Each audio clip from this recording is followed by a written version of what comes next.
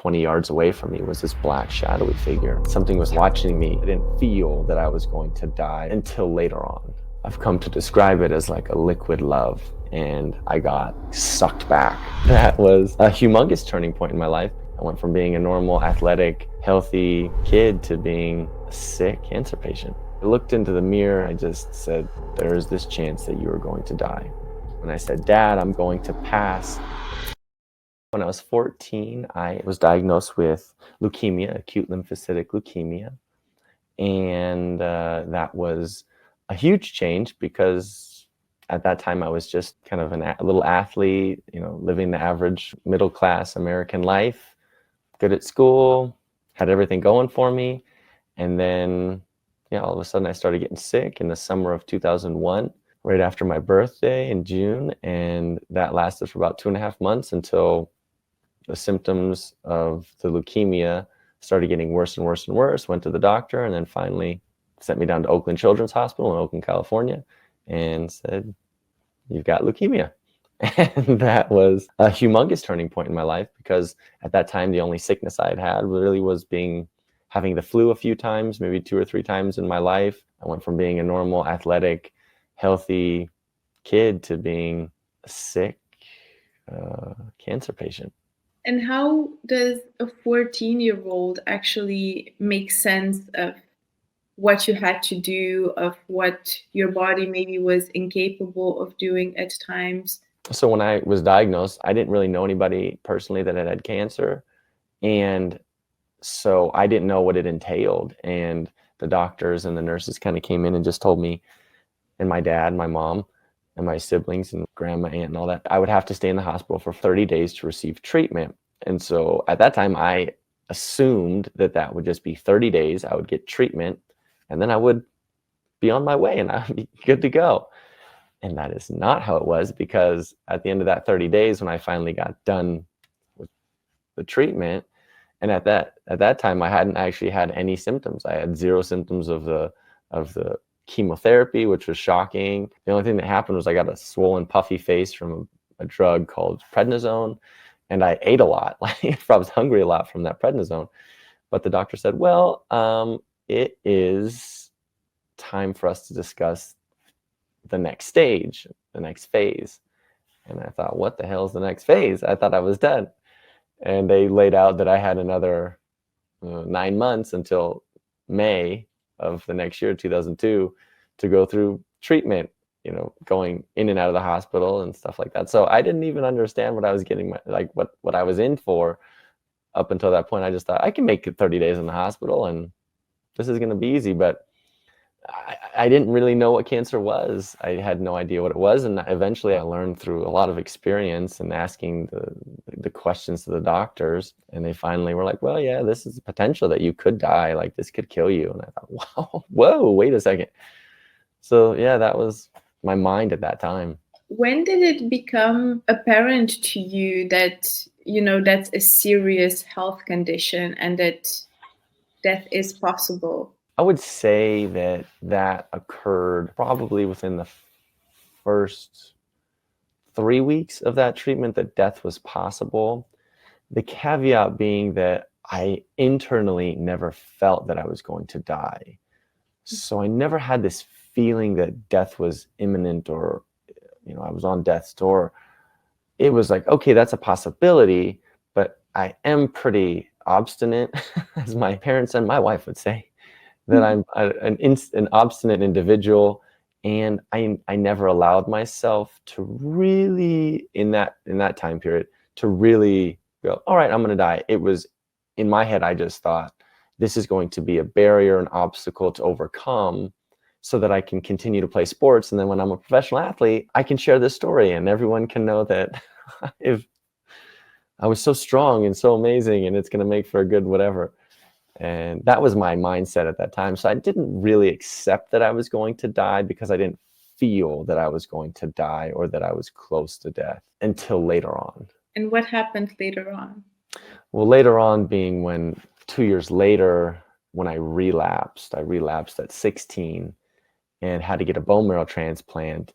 And there was a moment when the doctors told me, and my nurse practitioner said, you have a 50-50 chance of surviving this.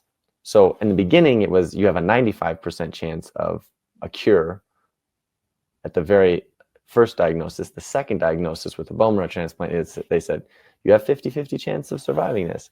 So when they said that, that became quite a bit more tangible. And I still didn't want to accept it, but there was a moment I had when I was 16, and it was probably a few months before the bone marrow transplant. And I had this interaction with myself in the mirror. It was weird because I looked into the mirror and I looked into my eyes and I just said, there is this chance that you are going to die.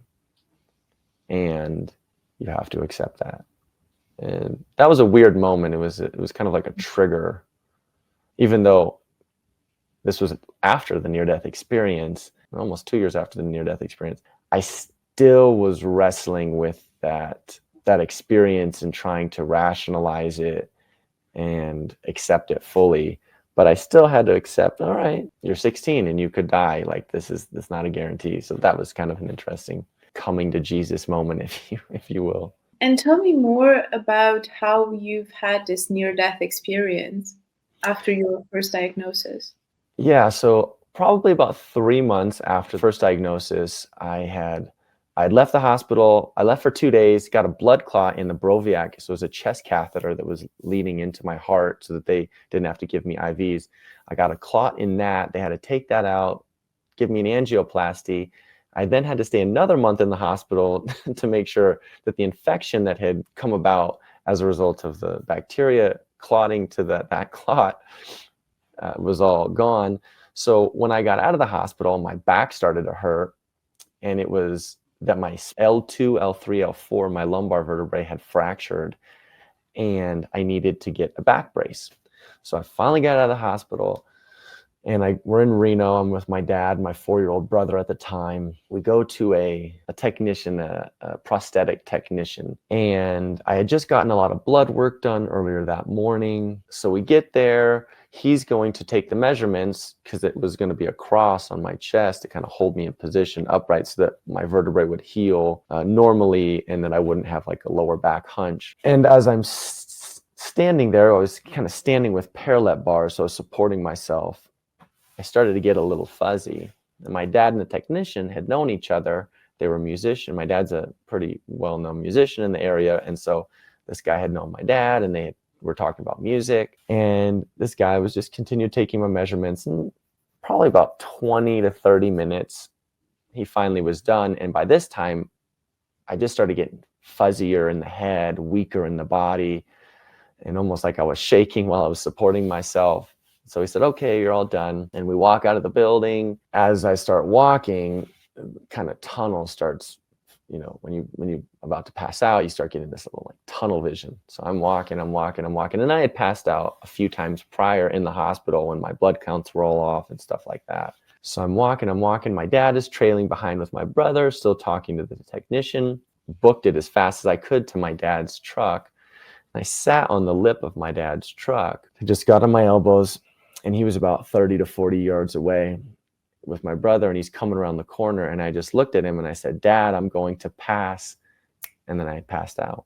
And all of a sudden, I kind of opened my eyes, if you will, and I was in this tunnel of silvery, gold, white, just this luminescence. And I've come to describe it as like a liquid love. And it felt as if the air was a fluid that was moving around me and through me, and it felt as if it was me. Maybe not a body so much, but a form. And I was just kind of enamored in this space, just existing in it. And then I looked forward. My mind wants to say about 20 meters, 20 yards away from me was this black shadowy figure. And I immediately thought to myself, oh, that's Grandpa Joe. It's my dad's dad who had died 7 years prior. And he was in like a trench coat. The figure was a trench coat. And we had this inaudible telepathic conversation. And what I remember him saying, there was a lot more spoken. I just don't remember it. I don't think my brain is allowed to remember it until it's time to recall what was said. What I remember him saying is, everything's okay. You're going to be all right.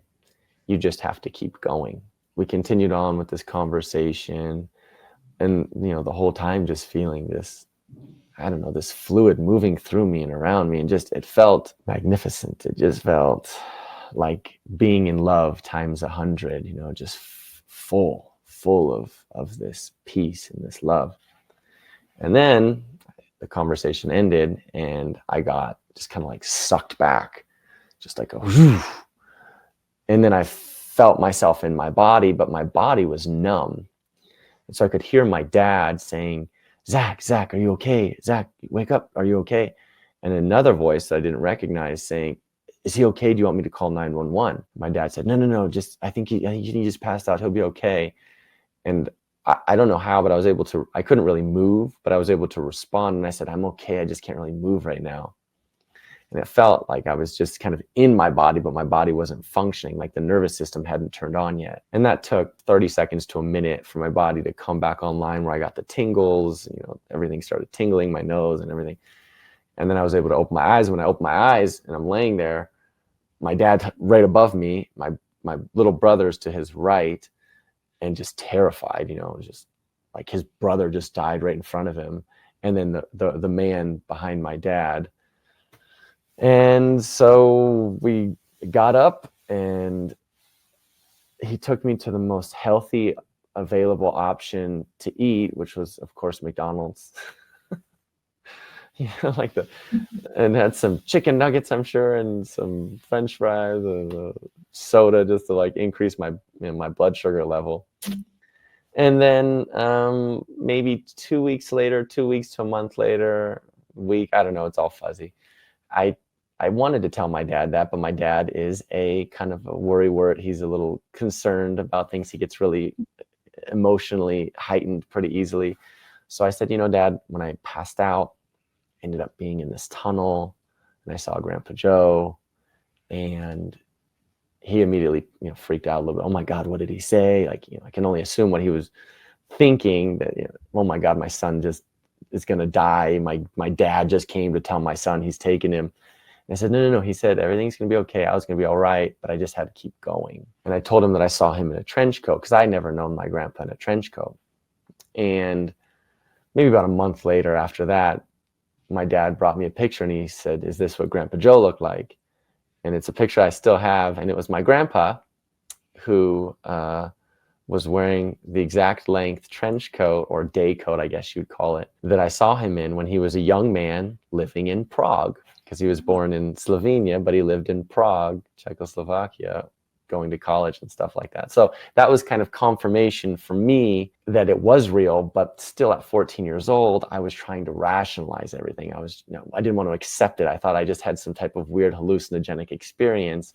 But there were instances like that gave me confirmation. And then later on, as I got older, into my late teens, early 20s, when I started delving more into spirituality and meditation, things like that, that I really had this clarification and validation that it was real. And how did your family react to, what you told them? So your dad was maybe a bit worried, but then it sounded like it was all right. And what about your mom and your brothers? My mom is the eternal optimist, or at least that's how she presents herself. She's very uplifting and positive, and both of my parents are very open spiritually. They were raised Catholic, but they're definitely not practicing Catholics, at least staunch practicing, and they were very open individuals. So I think they were okay with it, and especially knowing that my grandpa had said, everything's going to be okay. I think they took that as a positive sign. I'm not sure how my brothers took it, to be honest with you, or even if they knew about it at that time. If my parents told them, I'm sure my parents were trying to keep it on the hush hush. And I don't think I expressed that to them until later on in my adulthood. But I don't think I told them about that. It wasn't something that I really held on to until I got a little older. It wasn't something that really impacted a lot of my decision making. It was just an experience that I had that I kind of took for granted, to be honest. And it would have been nice to have that awareness going through a lot of the treatment that I was going through later on. But I just kind of took it for granted and didn't really fully accept it until later on. Yeah, I can imagine. And also going through all these treatments and health issues, back then, I can imagine your focus and thought were on getting better, on doing the treatments you had to do. So there's probably not a lot of time or energy available to you to think, oh, what was that? You probably also didn't know the term near-death experience or that it had happened to other people, right? Yeah, I always remember, I always felt that something was watching me, which is kind of strange, right? As a kid, I even before all this happened, I felt that something was happening or watching to me. Why am I speaking like that? That something is I'm watching rubbing me up on you. happening. I know, right? No, you're much more clear than I am right now. And I always did like the occult or the mystical, things in life. There was a show in the US called Unsolved Mysteries, and it was about kind of these mysteries. And I was really, it would come to, they would talk about missing people and stuff like that. But I always found the angel stories and those kind of mystical experiences that people were having really fascinating. And so I should have really delved more into that, but I didn't. I was just kind of, yeah, I was letting my ego take over, and I just wanted to be a normal kid. I wanted to play sports. I wanted to have a girlfriend. I wanted to go to school. I just wanted to be normal. And that kind of wasn't my path. Like I had to accept not being normal later on in life. Like you're just not going to have this normal experiences. And that's a good thing, right? It's going to lead you to different places in your own mind, in your own heart. But I just wanted to be normal. Like I forwent going to Austria with my grandma because she was Austrian and she had a apartment. She lived in Reno with where I live, but she had an apartment that she would go to every summer in Austria. And when I got done with all my treatment, she said, "Let me take you to Austria for the summer and, before you go to college." And I said, "No, no, no, no. I'm going to start working. I'm going to get a job." Like, what kind of stupid idiot was I at 19 years old?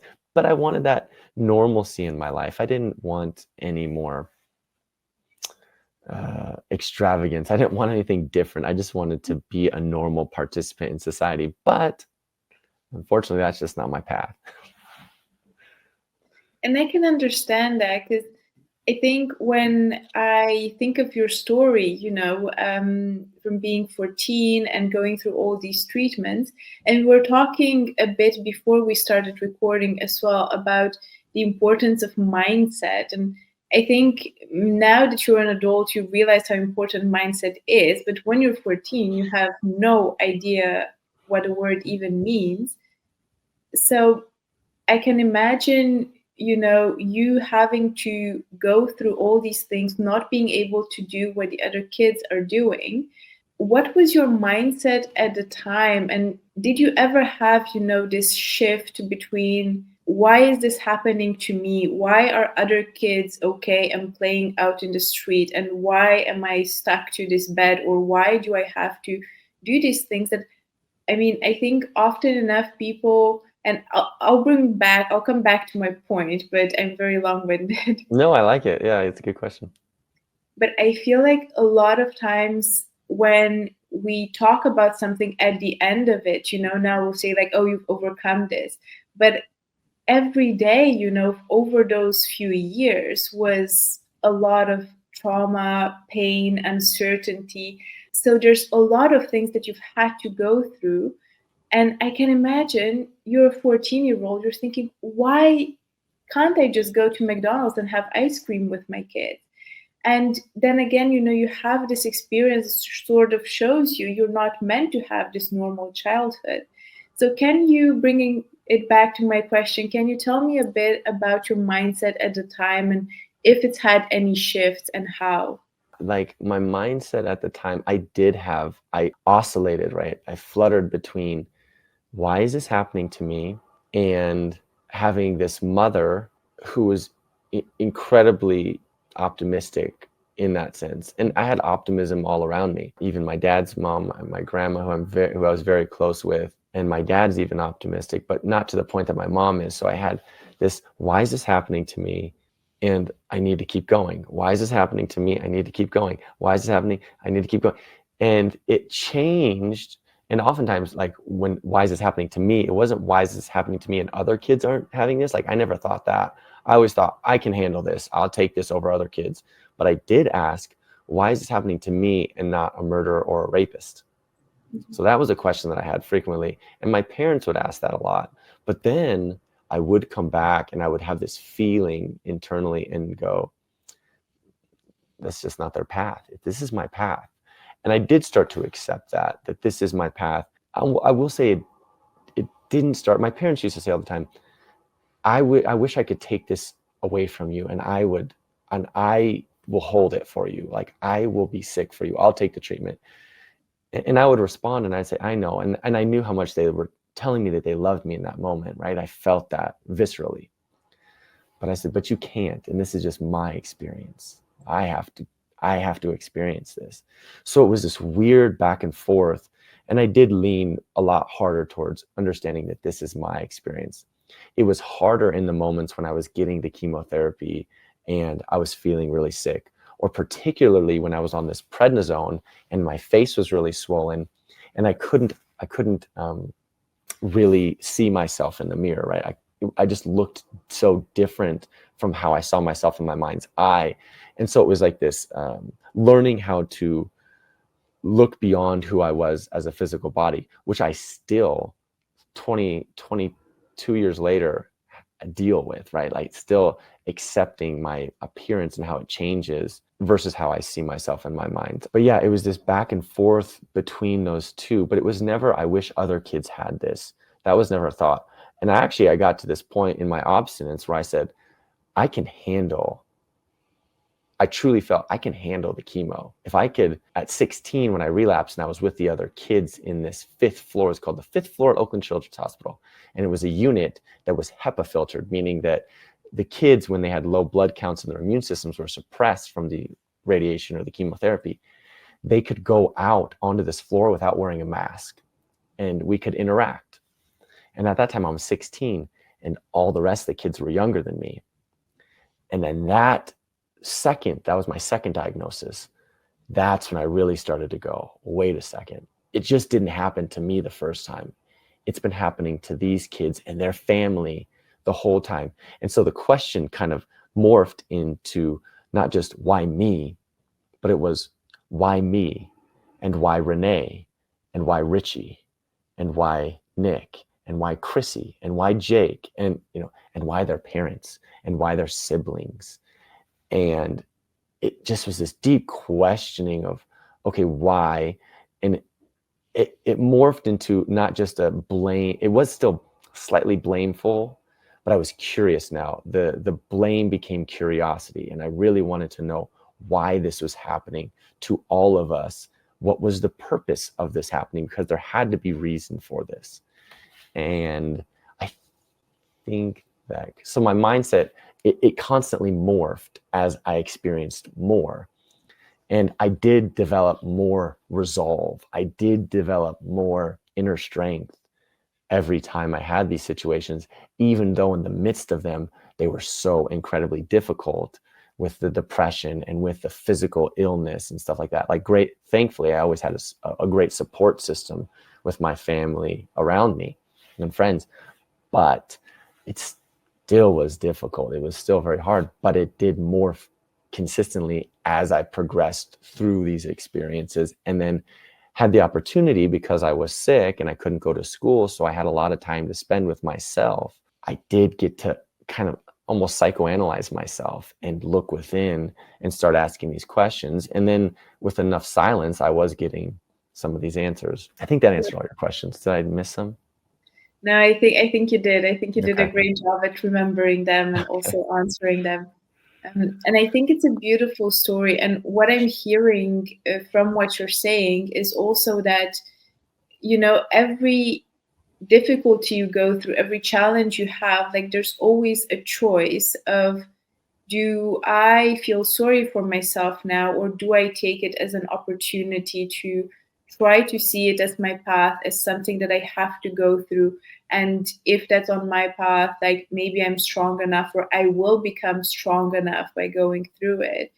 And I don't think you're either one or the other, but I think it's a succession of moments. And every time, maybe sometimes you're a bit weaker, it's just a bad day. And then, you think, why me? Haven't I been tested enough?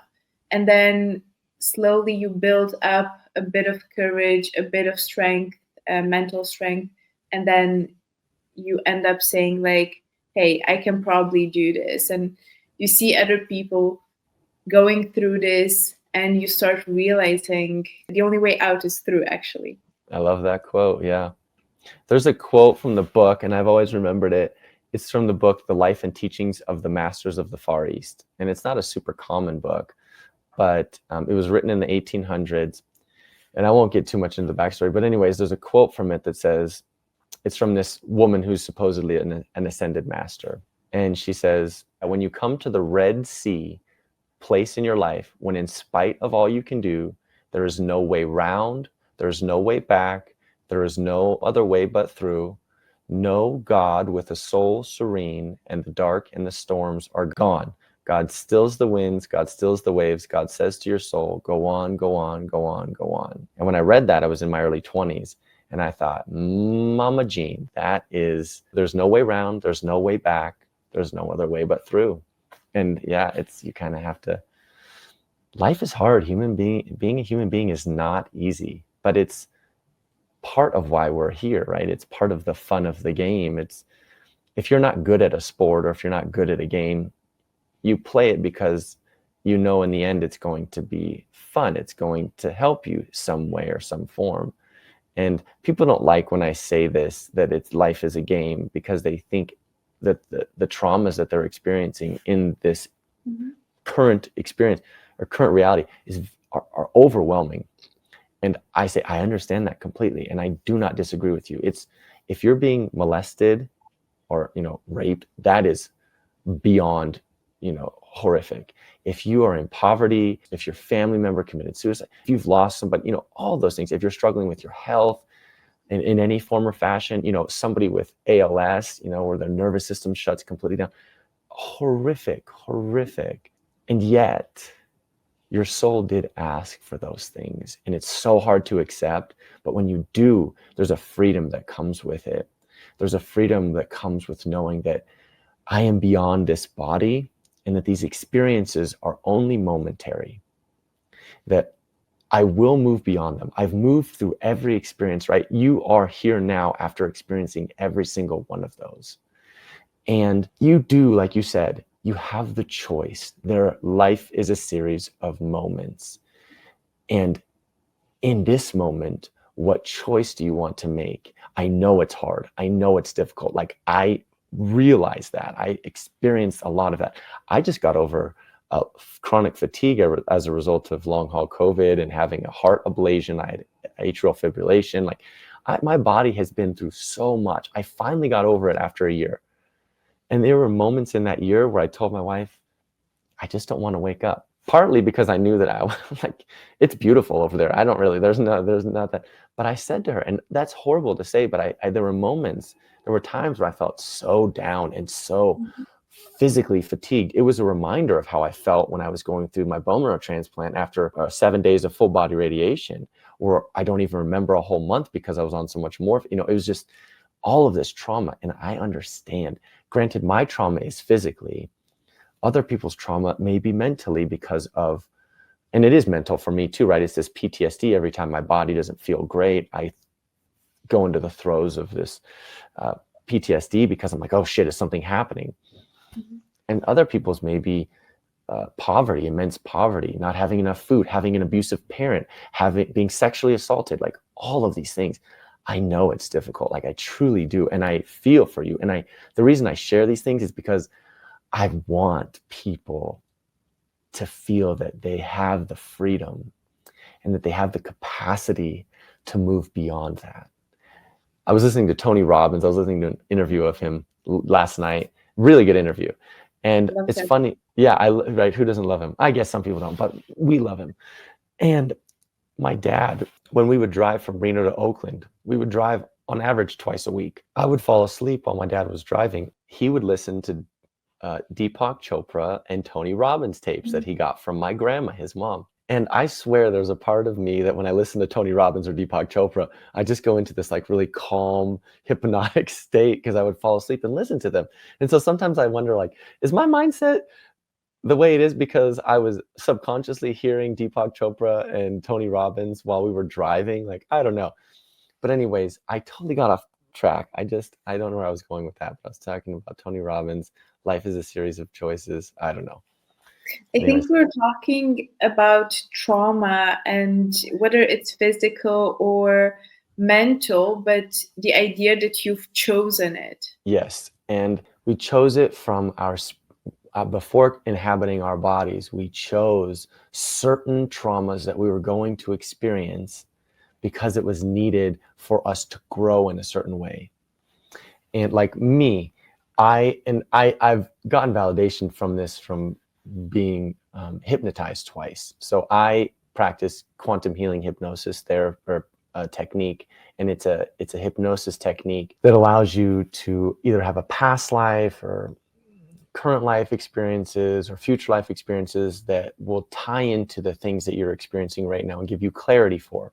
And then the second part of the practice is you have written a series of questions for me to ask your subconscious.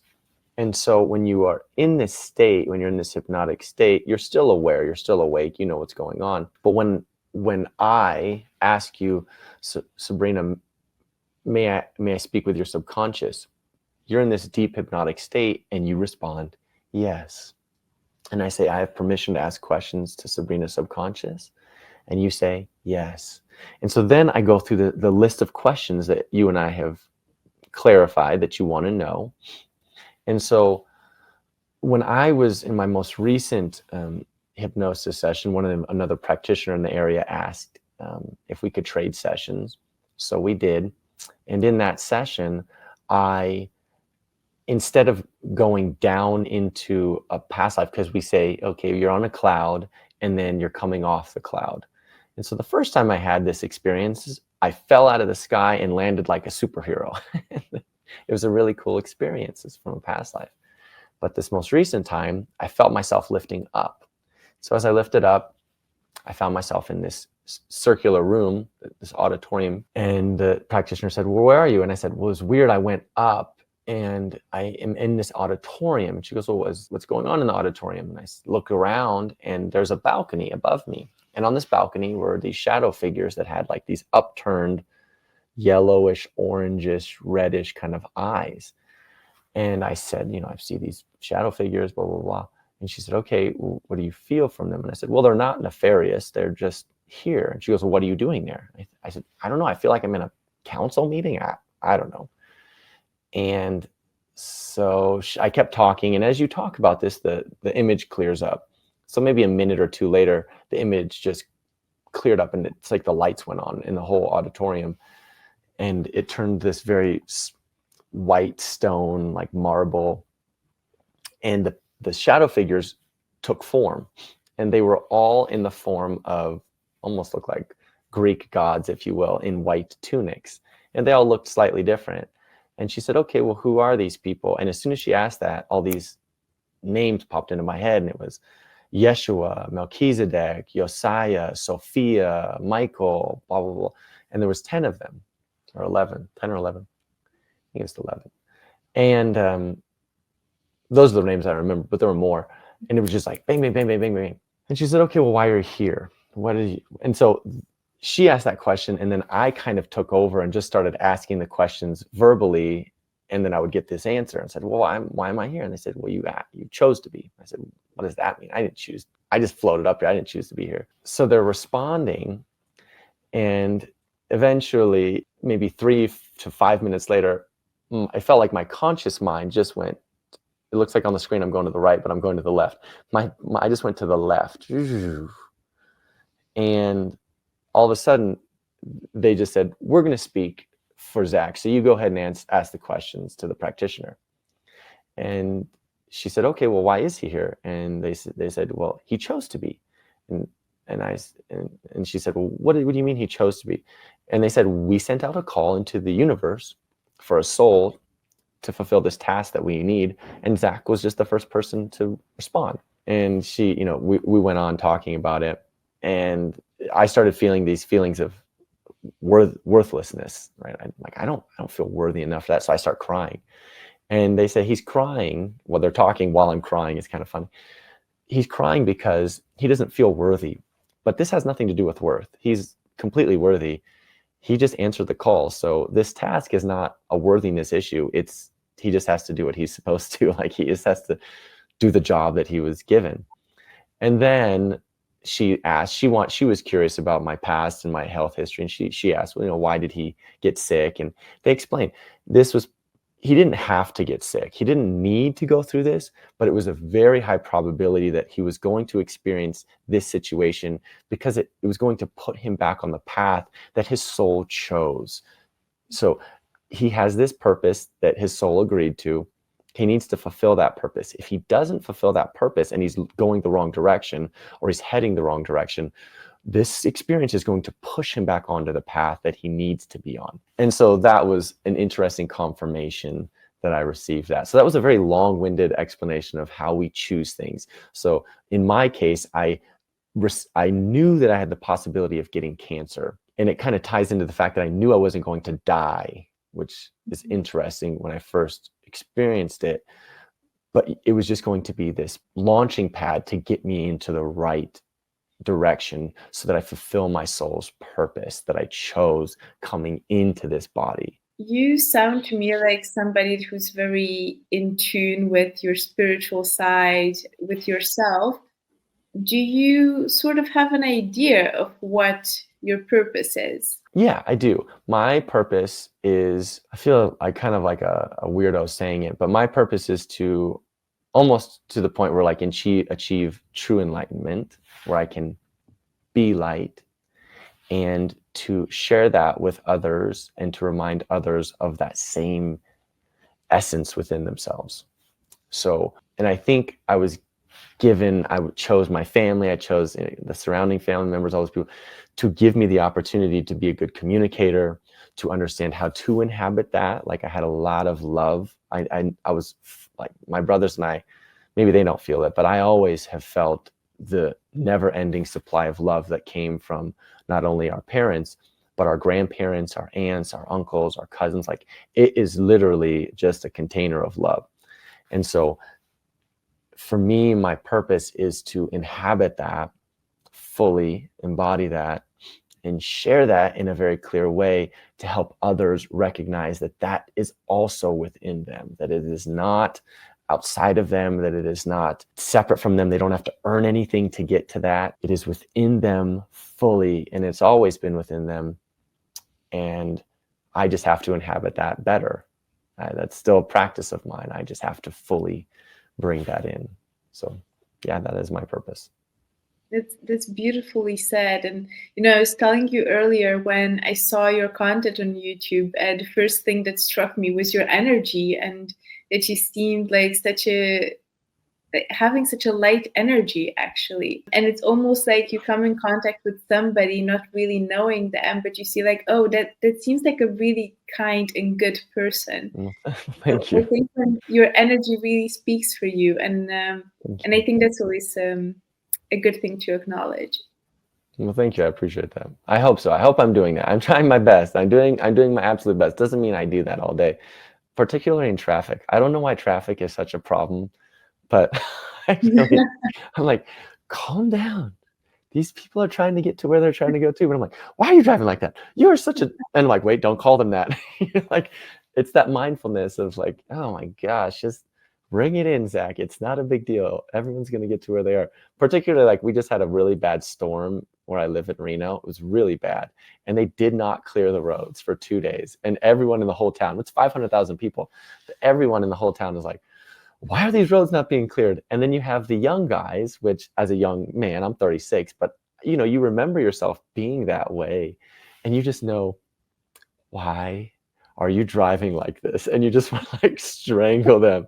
You're like, just give all these cars some space, like, because you don't know if your car, especially in your big truck and your this and that, and it's just funny. I'm like, relax. This is not a big deal. give them love, just, like, that is your purpose. And it's hard. Because when experiences arise, there's a story that the Buddha, of the Buddha that I like, and it's this wife. She begins to study with the Buddha, and so she starts spending more and more time away from the home, and the husband starts to get a little annoyed, right? She's leaving. She's still cooking the food for him, she's still doing all this, but she's leaving earlier, so he doesn't get to spend time with her. She's coming home later, so he doesn't get to spend time with her. He's eating alone, and he starts getting really, really enraged. So about a week, 2 weeks later, he finally's had enough, and he's just flipped his lid. Instead of going to work, he goes to where the Buddha's teaching, in this little, I don't know, patchy grass area with all this group of people. And he walks straight up to the Buddha, just enraged, and he goes, "Who do you think you are? You think you're this holy man? You think you're teaching people to be enlightened and loving and blah, blah." He goes, "You're ruining my relationship. You're ruining everything about it. My whole life is falling apart because of you. You are nothing. You're not a holy man. You're worthless." And he spits in the Buddha's face. And everyone just gasps, right? The whole audience, and Buddha just sits there lovingly smiling at the man. Doesn't say a thing, just sits there. And the man just turns and he walks away. He feels so self-righteous, and he gets home, and all of a sudden he has this image of the Buddha just staring there, smiling, like loving him. And he immediately feels this immense guilt.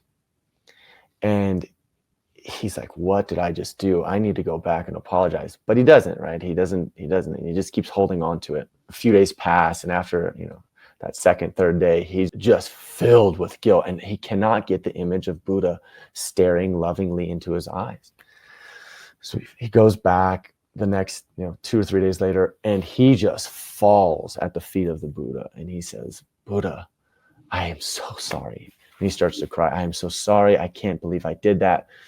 I was just mad and angry, and I did not mean what I say. Please, please forgive me."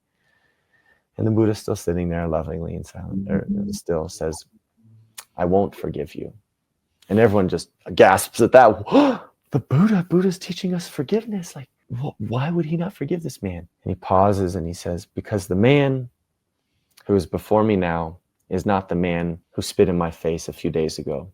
So there's nothing to forgive." And for me, the storyline is, how do I inhabit that spirit, right? That presence. How do I, when somebody's yelling in my face, that I don't respond with anger, and I want to, like, when somebody's cutting me off in traffic or driving like a maniac, how do I find that state of stillness and love and compassion in my heart and go, let them be? So that's a story that I always think about when those moments happen, and I try to remind myself, be like the Buddha, be like the Buddha. Or Jesus, the final commandment I give to you is that you love each other as I have loved you. So I'm always like reminding myself of these two things, and sometimes it's better than others, but it's always a tricky game. Yeah, absolutely. And I concur with that. I think a few years back, I was reading in a book, I can't remember which book, but something that really stuck with me.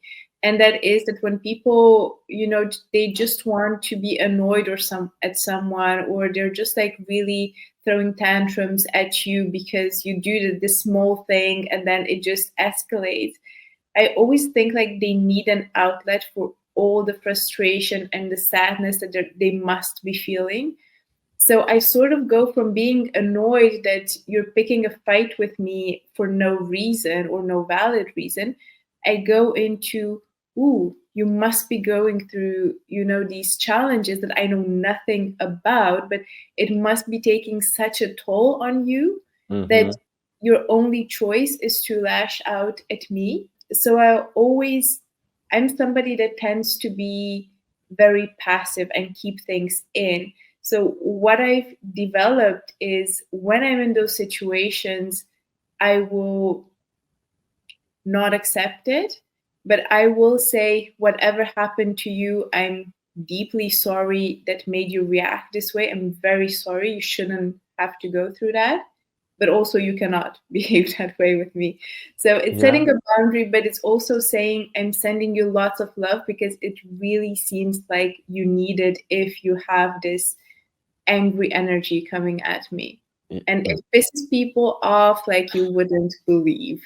Well, yeah, I feel like that's such a good practice, but that kind of ties into the whole vibrational thing, right? Like if somebody's at like, I don't know, 77.7, right? And it's this lower vibrational frequency in anger, right? That emotional anger, right? That's your vibration.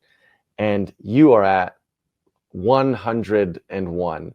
There's too much interference for what you're sending to get to that level to them. Doesn't mean they're not going to receive it eventually, and that's not going to bring them up, but it's like they can't receive that because the signals are on different frequencies. You can't, if your radio tower is if you turn your radio on to 100.1, you do not expect to get 88.8, right? You go, what? I thought I was listening to jazz, and why am I getting pop music? It's like, oh, I need to change my internal frequency, which is my thought process, along with my emotional center. Like, then I'll know where I'm at vibrationally. But yeah, you can't possibly expect to get, that's like people who are like, they're in depression, right? Despair. They're at the very lowest vibrational range. And they're like, I just wish I could be joyful. No, you wish you could be pessimistic, right? Because that's a jump that you can make.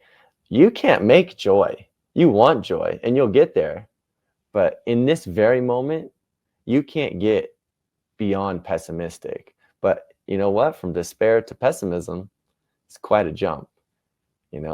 Or even from despair to anger, that at least gives you a little bit of power. And then taking a minute or two to work through the anger and go, okay, this is what I'm feeling, this is what I'm feeling. These are my thoughts associated with the emotion, and let's move up. Okay, now I'm at a frustration. Okay, now I'm at pessimism, right? And I'm just working my way up. Abraham Hicks does that whole process of moving up the emotional scale, which is, I'm surprised that honestly, when I listen to psychologists, that they don't use that. Or when people say, I was talking to my client the other day, just change your emotional state. And she was reading this book and they said, change your emotional state. And I said, well, how do you change your emotional state? And I wanted to get to the guts of it, right? To the nitty gritty. And she didn't know. She just said, oh, I'll just say something positive. I'm like, oh, wait, so you're saying something. And what do you do before you say something? You think something. So what you're doing is you're changing your thoughts, and then you're becoming aware that your thoughts are either in alignment with your inner being or out of alignment. And the more in alignment you are with your inner being, the better you feel.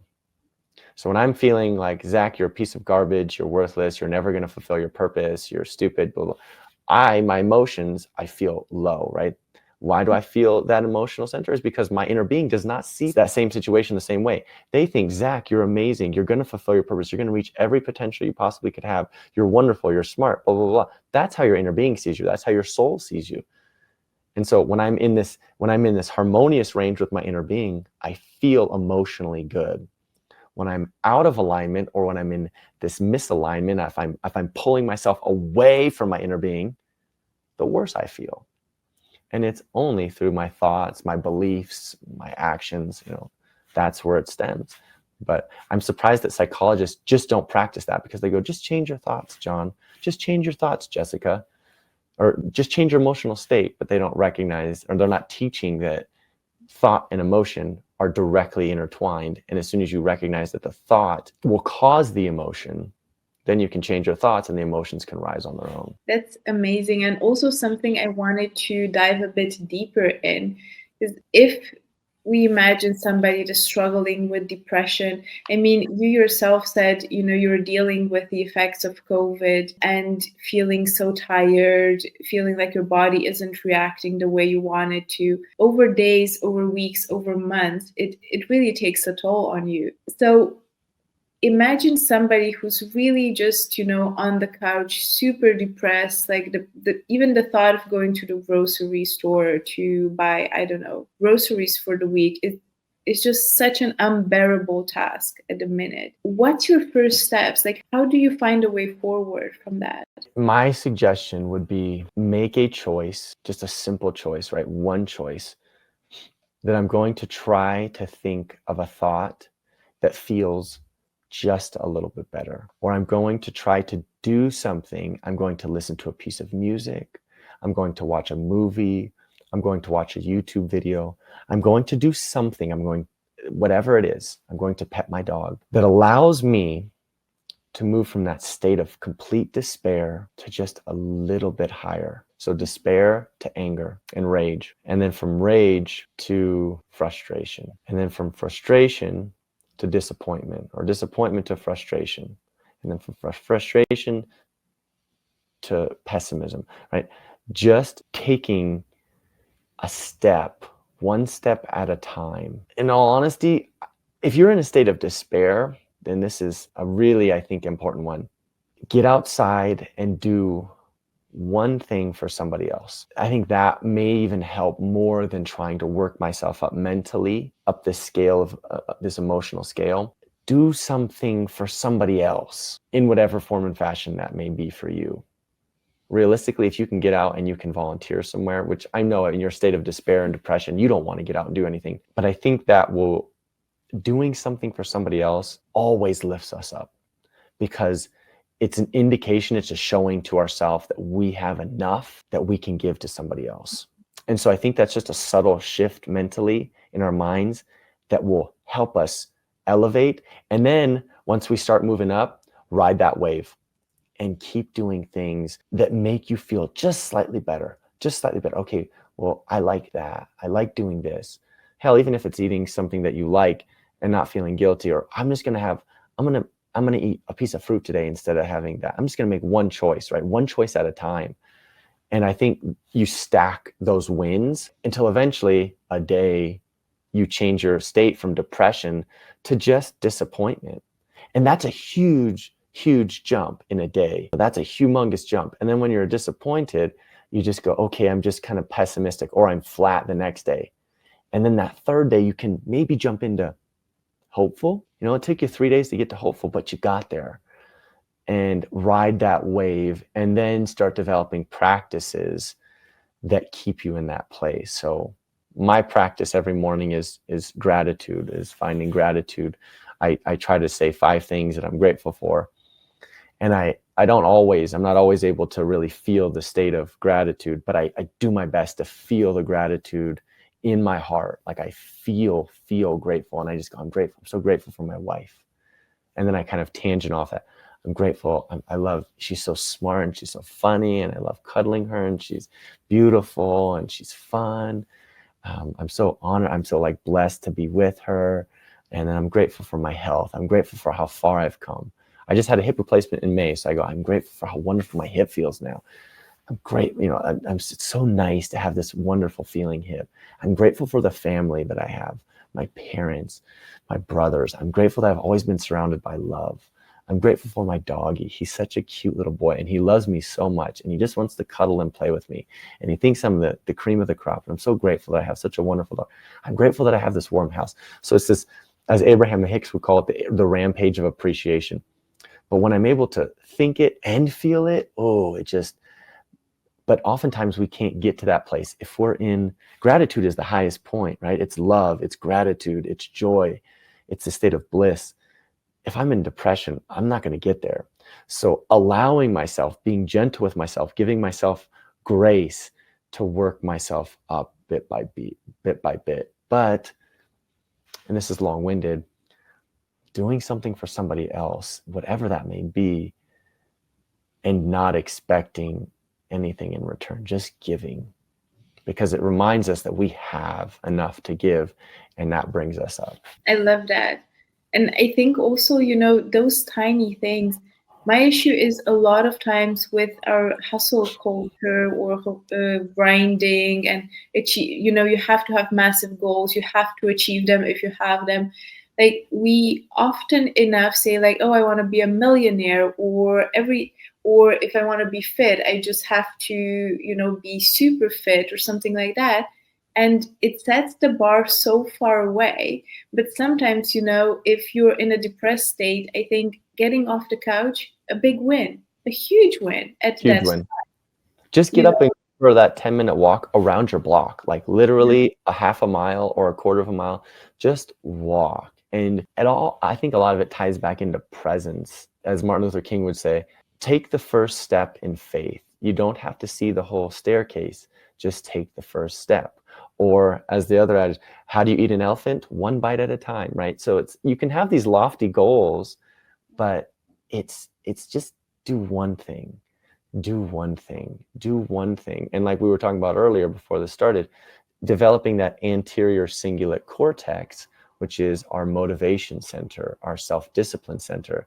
And when we do one thing that is challenging to us, even if it is like, if you're severely overweight and just getting up off the couch and taking that 5-minute walk, or sitting up and down from the couch 10 times in a row, that is going to strengthen and develop and enlarge that part of your brain that helps with self-discipline, that helps with motivation. And so just taking one step, making one choice, one choice, one choice, and then stack those choices until you're at your goal. I love that. It really breaks health down. It makes it really simple and achievable.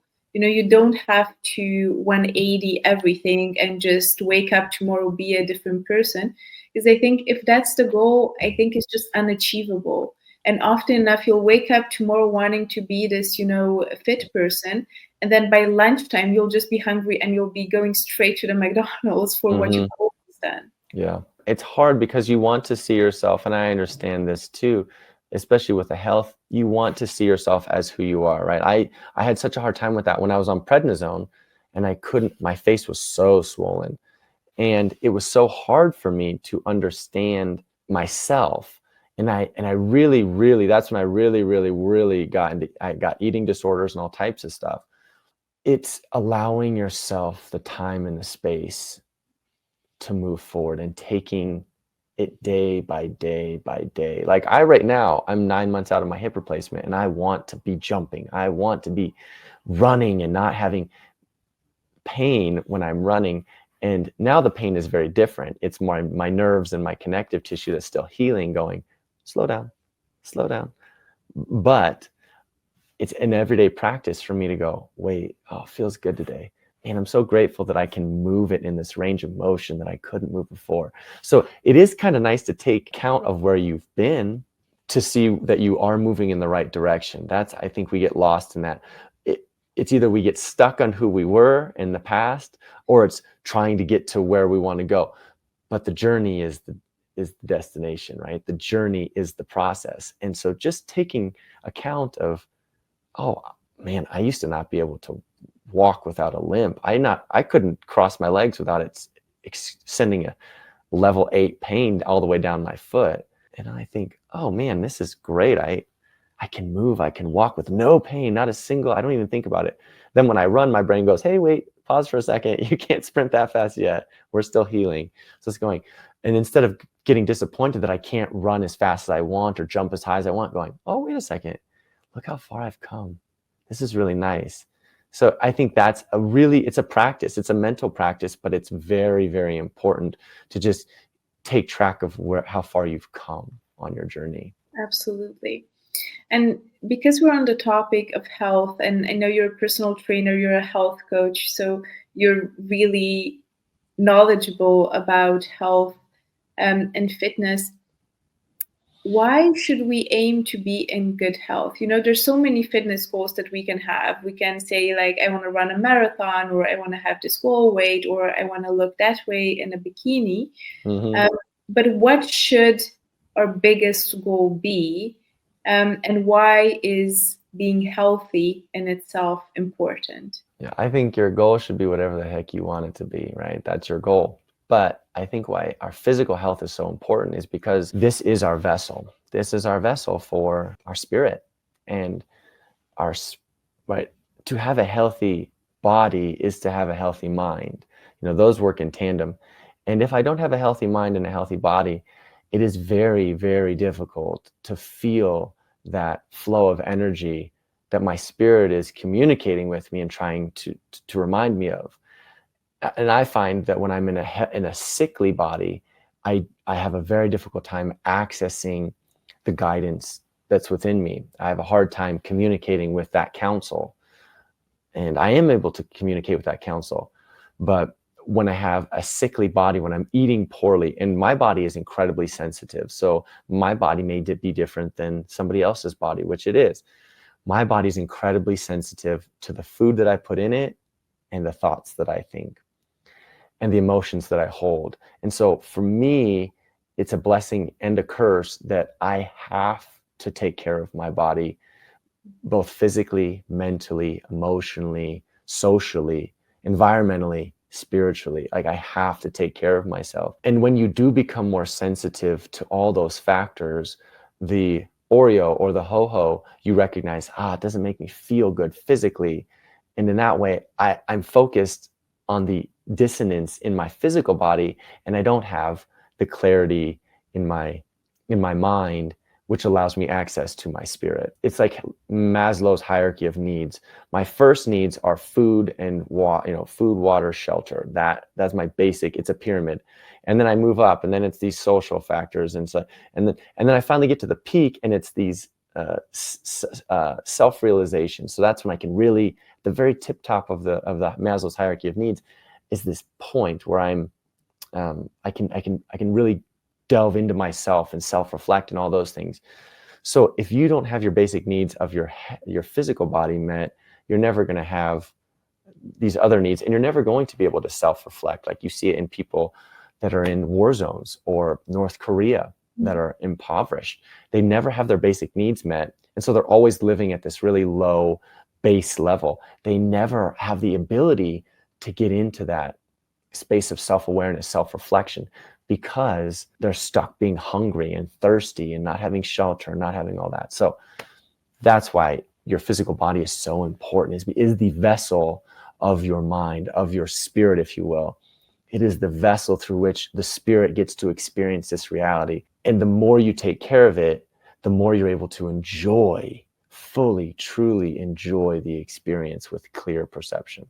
Love that. And I think that's so beautifully said, because to me, I think fitness and taking care of your body physically, but also through what you eat, it really connects, for me at least, with how I'm feeling mentally. There's this tie that when I know that I'm not looking after my body, and I'm not working out as I should, or I'm not eating what I should be eating, my thoughts are not the best. My feelings about myself, my self-esteem is just really low. Mm-hmm. And the moment I start doing something, you may not see it immediately. You don't see it immediately in the body, but I do feel it in my mind. Mm-hmm. And to me, it's just something that for my mental health, I have to do all the time. Absolutely. Yeah, those things are so intertwined, the mind and the body. It is so, that's why mind, body, spirit right there. So the mind is the bridge between the body and the spirit. So you have to, if you want to have a truly fulfilling life, right, where you feel that joy, that gratitude, that love flowing through you, you're holistic, right? You have to take care of each aspect. And health goes in, that could be environmental, social, right? All these things apply, but it's those three primary principles are your mind, your body, and your spirit. So doing your best, feeding your body the right foods, right? The fruits, the vegetables, the nuts, the seeds, I'm a vegan, but eating as wild caught meat as you can, and pasture raised eggs and all these things, making the right choices in that way, even though it's expensive, doing the best for your body. I remember a guy telling me, he goes, either you pay the doctor or you pay the farmer. Yeah. So and I really like that. And so physically, either you pay at the grocery store, or you're going to pay the doctor. That just is what it is. And then you feed your body the right stuff, and you feed your mind the right stuff. Unfortunately, a lot of the stuff we see, news, even movies, a lot of it is of a negative vibration, right? It's a lot of fighting. It's a lot of war. It's a lot of drama. It's a lot of this, which captivates the mind. But if you keep feeding your mind that, you're going to think that the world is that way. And there's just as much, if not more, beauty in the world than there is chaos. It's just you allow your mind to be grasped by the chaos, when you could literally go outside and see how many trees have continued to grow. You could see that the sun has come out again, that the clouds are still flowing, that you have clean water, that there are people that clean the water for you. Just if you look in nature, just the amount of animals and foliage that is out there that is continuing to grow on a perfect level, in perfect harmony with each other, sharing the nutrients. You can focus on that, or you can think of how bad it is because some celebrity did this, or some politician said that, or, you know, you can allow, your mind can go either way. It's very easy. And that's what the media and TV and all that is there for. It's to grasp our attention. Look at when we're on our phones. My God, I'm a total victim of the phone.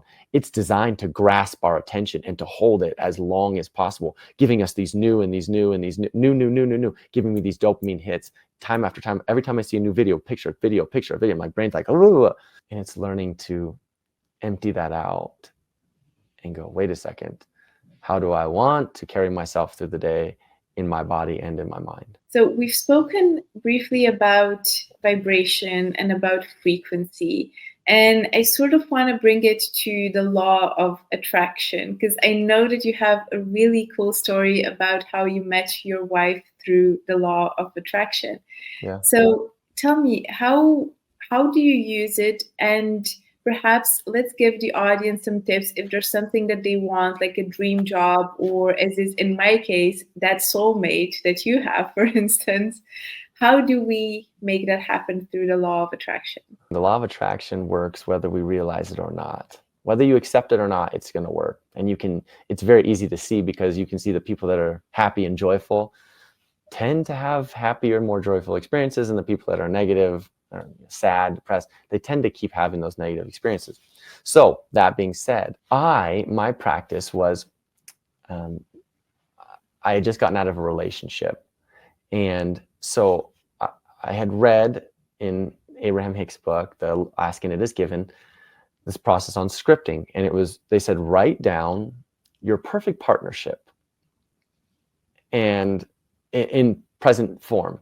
And when you're writing it, try to feel the emotion of being in that relationship. So I wrote down 3 pages of stuff, not just who I wanted in my partnership. So, but I took all the things that I liked from my ex, and I also acknowledged all the things I didn't like, and then wrote them in positive form. So I took all the things that I enjoyed from her and all the things that I wish were different, which is kind of, but, you know, like I shouldn't, you know, you should accept people.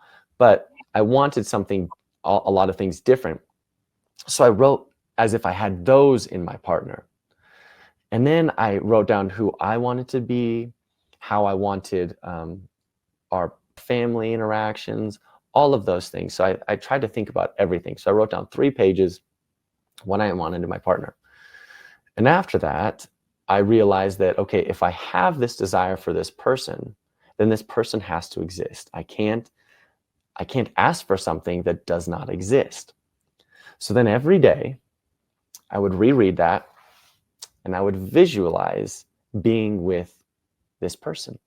And I would feel myself cuddling next to her, and I would feel us kissing and laughing and doing stuff and going on hikes and exercising, you know, just doing all these things, just enjoying each other, just being in the moment. But I visualized, I read it, and then I visualized. And as I visualized it, it became this really fun game where I felt in the moments that I was with this person. And so it was almost like I didn't want to, really, it sounds silly, but I didn't want to come out of the visualization because I was excited for it. And I was excited having it. And so I'd come out, and throughout the day, I would intentionally look for signs that was coming my direction. So when I would see a couple holding hands, instead of going, oh, I wish I could have that, I would go, oh, I would say that out loud, thank you for showing me that I'm going to have that. When I would see a couple laughing together, I'd say, oh, thank you for showing me that I'm going to have that. And I would look for signs and things that this was coming to me. So I was really preparing myself that this was coming. So I wrote it down, I visualized it every day, and then I went forward into the day looking for the things that were showing me that it was coming, because I can't ask for something that's not there. If I really want something, it has to be there. And so one day I'm at the gym, and not a gym that I worked at. I was just at a gym that I had worked out at.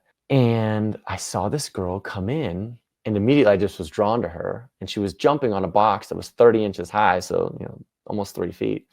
She was jumping on it, and she had black hair, and they were red or pink tips, red or purple, but they were little tips in her hair. And I immediately just was like, who is that? I was just drawn to this girl. And so immediately I was friends with the front desk, and I immediately walked up to them. I said, who's that girl? They said, oh, she's a new member. Her name's Shauna. I was like, oh, okay. Does she have a boyfriend? And the guy who signed her up said, no, she just said she broke up with her boyfriend. So I think she's single. I was like, awesome. Okay, perfect. Second time I saw her, I was like, I'm going to put myself in a position where I see her, or like we cross paths. So there was this fencing that kind of separated two areas of the gym, and it was your hip height, and it had a little netting, like volleyball netting on it.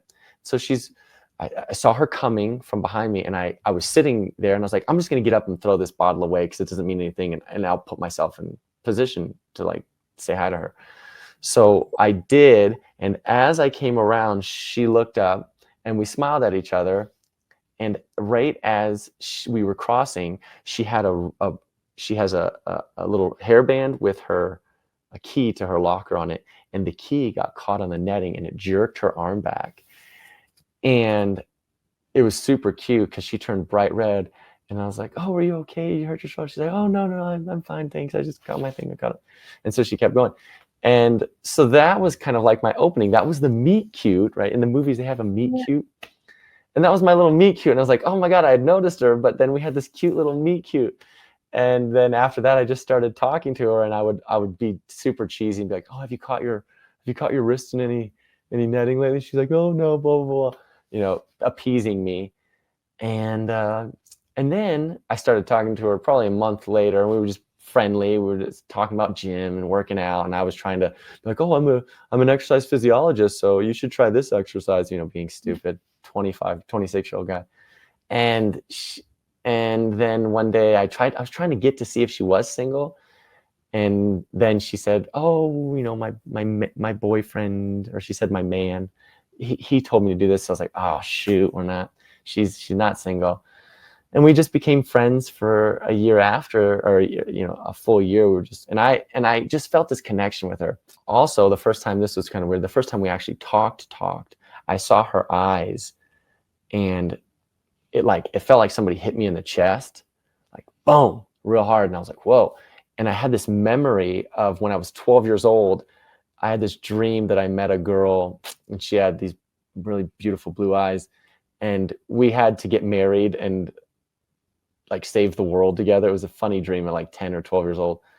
And when I saw her eyes, they were the same eyes that I'd seen in my dream. And it was just like this, whoa, hey, that's her. And so I just followed her around and tried to keep her attention for a year. And then one day she said, oh, I broke up with my boyfriend. I said, oh no, that's a shame. And in my head, immediately I went, okay, I'll give her a month, and then I'm getting on that train. And 3 days later, we were both leaving the gym, and I was getting gas, and I got a text from her and said, hey, I'm getting some stuff from my dog, like some toys for my dog from Walmart. Do you want to meet me? And in my mind, I thought, I hate Walmart, but there's no way I'm saying no to this. And I said, abso-friggin-lutely, let's do it. And then the rest is history. And we were hanging out every day after that, and we got married 2 years later. So that was, and it was funny because the first time we cuddled, I was cuddling her, and I'm a cuddler, so I really was always visualizing cuddling.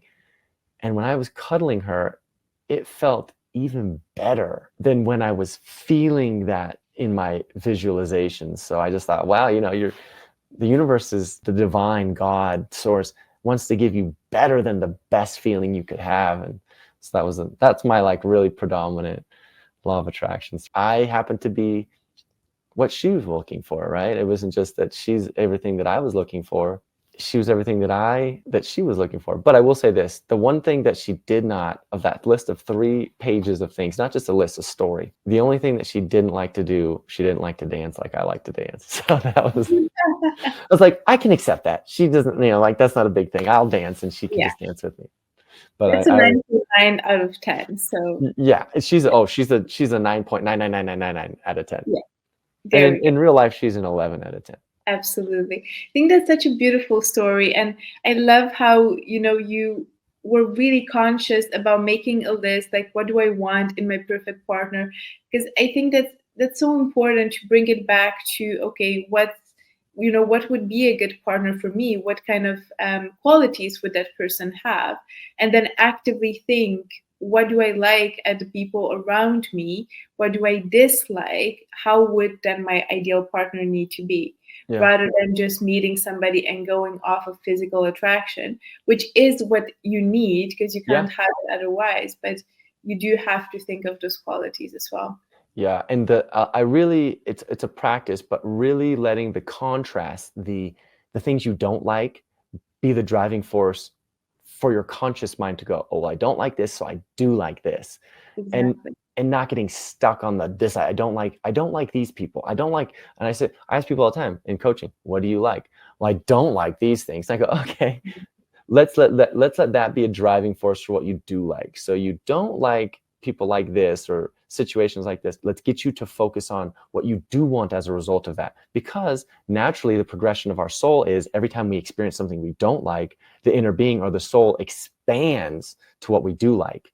So if we want to align with that vibrationally and embody that, right? If I'm sad, I want happiness. If I'm poor, I want riches. If I'm sick, I want health, all these things. So I know I'm sick. What is it that I do want as a result of this?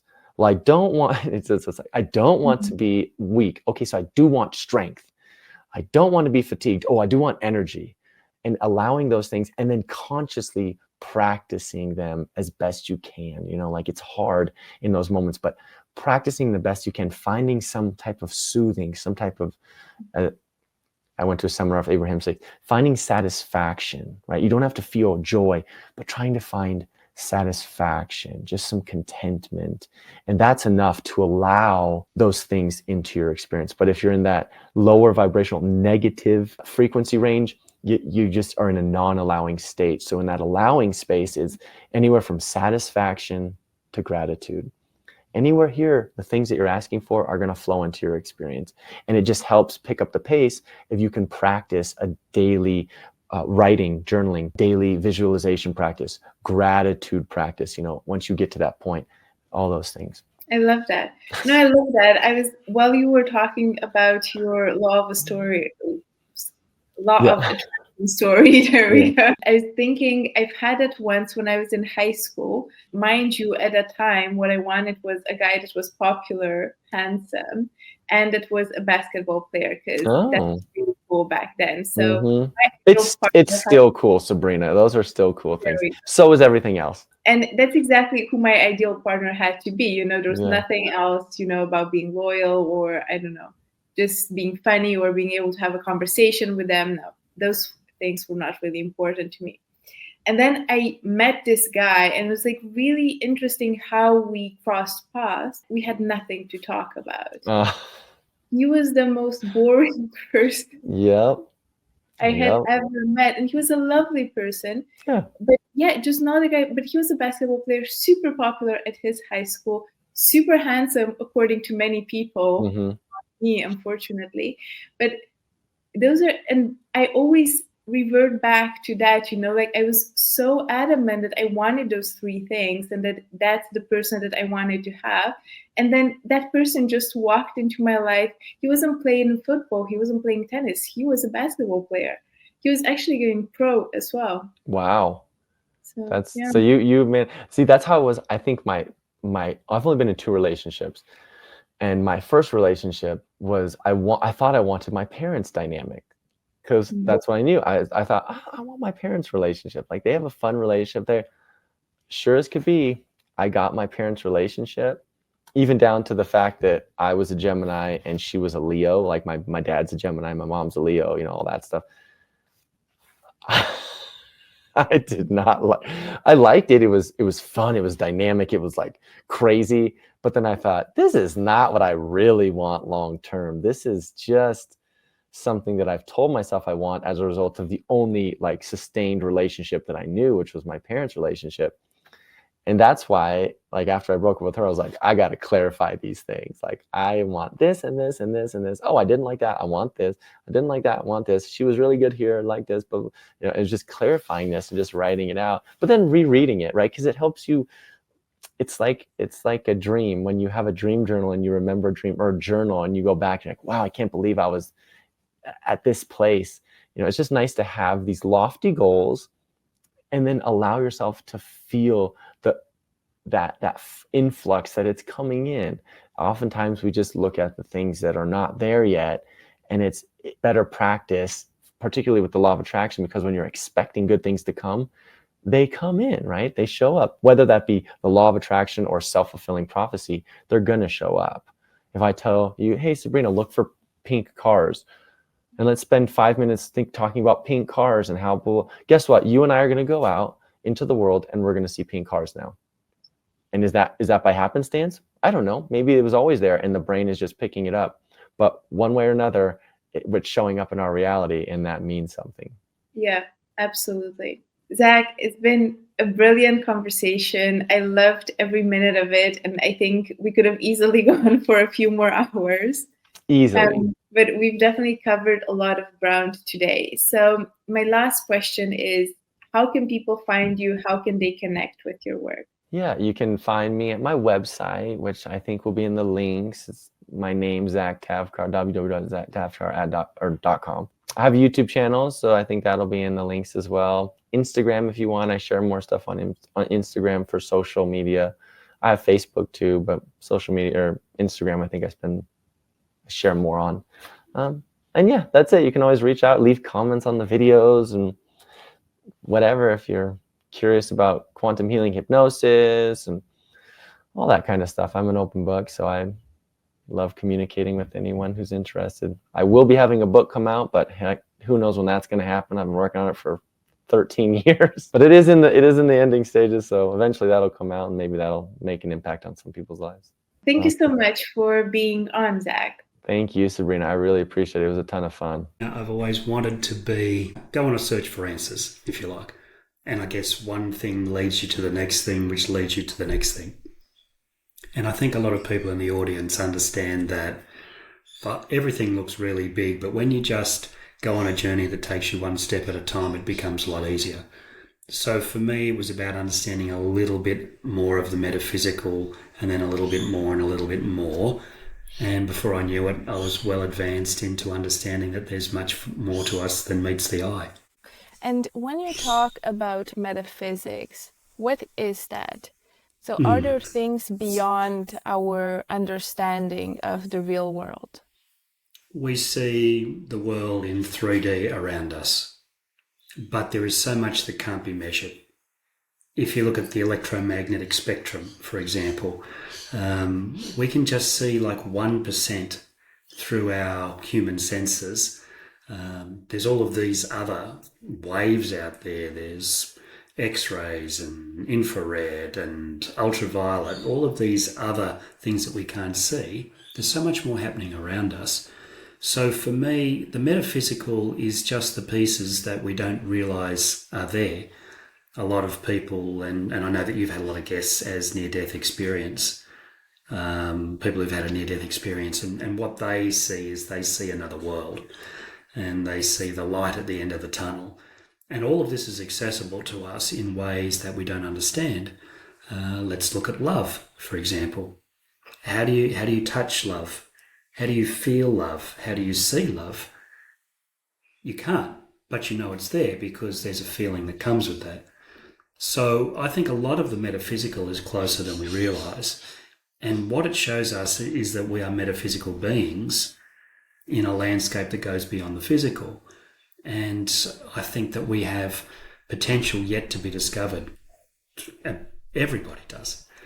Everybody has hope beyond what we're shown. And are our lives influenced by this reality that we cannot see? I feel that it is. Psychic people can tune into some of these extra dimensions. A quantum physicist will tell you that there's 11 different dimensions in string theory. People will talk about other realities and the many worlds interpretation, how the universe continues on in different forms. All of this has got to be based on something.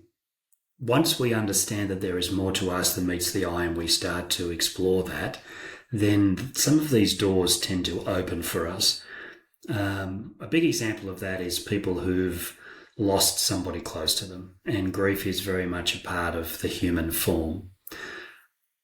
But so often we get messages from the other side, whether it's through a psychic, whether it's experiences of dreams, we feel a presence. Some people hear a favourite song, some people smell the aftershave that they shouldn't be able to smell. All of these things around us tell us that there's more to this world than we know. And how do we start, attuning our senses to be more in touch with these other dimensions? I feel that the first thing we need to do is to get out of our heads and into our hearts. And the head is very much limited by our belief systems, by our conditioning in life, by our fears and trepidations. We have been cultured to stay small in this world. But there is so much more to us than we know. I believe that the heart is limitless because it has an energy that is profound, and the heart, I believe, is the window to the soul. Some say it's the eyes, and that's good too, but for me it's the heart that holds the true power. When we move into our heart and we trust our intuition, we trust our feelings, then I believe another world opens for us. So the first thing is to get out of our mind and into our heart and into the energy field around us. I love that. And also, it brings me to think of the fact that, a lot of us will have different voices in our heads. We'll have our intuition, but sometimes you also have that voice that's very much fear-based, right? That's saying, do this or don't do that. And you sort of know that that's your brain trying to keep you safe and trying to keep you in that safe space. How do we distinguish intuition from survival mechanisms? That's a great question. There is certainly a survival mechanism, and it is good to listen to that survival mechanism at times. But it's great to know the difference between what is our survival mechanism, what is our intuition, and what is our conditioning. And I'll give you an example. I remember I have children in their 30s now, and I remember when they were very small, and one of my daughters wouldn't finish her dinner. And I said something to her that brought this into my line of sight. I said to her, finish your dinner, there are children starving in Africa. And then I stopped and I thought, where does that come from? And I thought back, and that was what my parents said to me when I was young. And so it just came out in that moment, and I stopped myself, and she helped me. She looked into my eyes and she said, can we send this to them? And that was what it took for me to realise my conditioning, and that we just repeat things that have been part of our own formative years. And to find that conditioning and set ourselves free from the conditioning is something that helps us to strengthen the intuition, because we haven't got as much other information in the way. So if we can get rid of our conditioning, and if we can reduce our fears, you don't walk down a dark alley at night if it's feels wrong or suspicious. That's your survival mechanism. And we should always pay attention to that. But for me, when intuition comes to us, it is a body sensation and doesn't come from the head. People talk about gut feel, and I think intuition is more a body sense, whether it's the gut or whether it's a different part of it. But, for me, intuition is like a knowing. Once you learn to trust the knowing, you trust it once and it comes out okay. You trust it again and you trust it again in ever widening circles, in bigger and bigger circumstances. And that's when you know that your intuition will take you so much further than any of your conditioning or any of those safety mechanisms. Well, I'm not saying we should be unsafe, but, if we look at if we feel that it's some sort of a safety mechanism and we feel into that safety mechanism, and you can use your intuition at the same time, is this my conditioning, or is this really something that I need to pay attention to? And then the answer will come. So definitely being more in tune with your body as opposed to the logical side of your brain, and trying to feel your feelings instead of, it feels to me that what we're taught is very much shoving down our feelings when they're inconvenient, right? And just repressing them. Absolutely. And I think doing that just prohibits from building a relationship almost with your body, where your body will feel things and you'll trust them. And it's almost like a muscle that keeps building the more you work on it. It is, and I think the body is a wonderful messenger. And if, say, you have a sore foot, what is that foot trying to tell us? You know, if you lose your voice in certain circumstances, what is the message behind that? The body is trying to tell us something. I've worked recently with people with cancerous tumours, and I say, well, no, it's not a tumour, it's a messenger. And it has been created within a body there, and there'll be a reason behind that. Let's find out why. Is it something that's been pushed down and not listened to? Is it something from the past that wishes to be released? Once you start to see disease as a messenger, or any sort of physical disorder as a messenger, it changes the conversation. And when you get the message, its job is done and it can then go. That's a really interesting, and I've heard this quite a few times, and I know that our audience sometimes does struggle with, family members, people going through diseases such as cancer, because it's so prevalent right now in our society. So could you tell me more about what disease represents when it manifests into our body? And what are then the steps that you take when you work with somebody with, for instance, a tumor? Let me talk about the physical, and then I'll talk about the emotional as well, because we do both. There's two types of messages. With a tumor, a recent example that I had, I worked with somebody to get in touch with that tumor. And what I do with somebody is I expand their consciousness outside their body, a bit like NDE, or an out-of-body experience, like you've been talking to people about. And then from outside the body, we look back into the body and we say, what is the greater purpose behind this message? What is it trying to tell you? If it had a voice, what would it say? And often we will be able to uncover what that message may be. Okay, now that you have the message, how do you change your life from the information you've been given? What is it that you can do? And then when the message is being given, some of these tumours shrink. Some of these physical disorders tend to subside. I mean, they've been trapped in the body for a while, so it's not always instantaneous, but they turn the corner and they head back towards health, because they then have gratitude for the messenger. That was once the tumour, was once the bad guy, but it's really the good guy who wants them to know something very important. Now, it's hard to generalise, but I did one recently with a tumour that was held in somebody's body. We did this process and we found 5 traumas from past incidents in life that had been trapped, some of them for decades. And the 5 of them had manifested into this physical tumour. Once we understood what the 5 messages were and we unpacked that, she was much lighter. She felt free.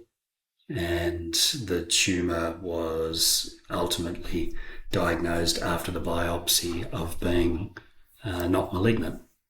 It was safe. It was just a lump. It was a cyst. So it was suspected tumour. We released the traumas. We found out it was a cyst. Now, whether that manifested from the work that we did, whether it was a cyst the whole time, at the end of the day, it doesn't matter, because that lady is now safe and working her way back to health. So that's one example. And there's others where we've worked with tumours to understand what's happening. If I look at the emotional side, and we are at epidemic proportions of things like anxiety and depression at the moment. And I want to say, and this is my own opinion, my own conclusions I've drawn from over 20 years in this work, anxiety is not a mental illness. Anxiety is a safety system, and it's just turned up too high. And there can be reasons that it's turned up too high. And again, some of that can be trauma. Some of that can be the fact that that person is extra sensitive. There are a lot of people who are very empathic that are here, and empath type people don't understand where their energy field finishes and the world starts. So when they have that understanding, they can manage the energetic feeds into their system better. Some people who, when mum was anxious, and that was before they were born, when they were in utero, when they were in the womb before birth. If mum was anxious, they were part of her autonomic nervous system. They were psychically connected to mum as well, even physically connected through the umbilical cord. They absorb that anxiety and sometimes are born with a level of anxiety that is higher than what they would have had otherwise. So we go back in time and we release that wave of anxiety prior to their birth and set them free. For empath people, we set them up with a different energetic infrastructure. But anxiety, again, is a message. It's a safety system. It's just turned up too high. We just have to find out why. There's a relationship, I believe, between anxiety and depression as well. And I believe that depression, from what I've seen from hundreds and hundreds of clients over the years, what I've seen is depression is an energetic collapse.